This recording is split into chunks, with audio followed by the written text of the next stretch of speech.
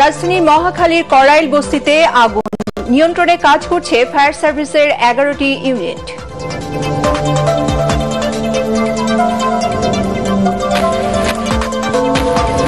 উপদেষ্টা পরিষদে পাশ হল গণভোট আইন অধ্যাদেশ 2025। সংসদ নির্বাচন এবং গণভোটের কেন্দ্র একই হবে, ব্যালট পেপার হবে আলাদা। রাজনীতির সাথে জড়িতদের পর্যবেক্ষক নিয়োগ না দিতে দেশি সংস্থাগুলোর প্রতি আহ্বান সিএসের। ভোটের সময় নিজেদের নিরাপত্তা চান প্রতিনিধিরা।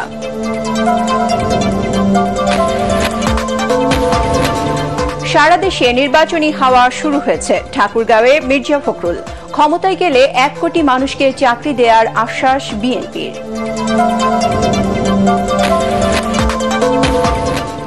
এমপি প্রার্থীদের হলফনামা যাচাই করবে দুদক। সম্পদের মিথ্যা তথ্য দিলেই ব্যবস্থা। 3 পিএস এপিএস এর বিরুদ্ধে দুর্নীতি অনুসন্ধান শেষ পর্যায়ে।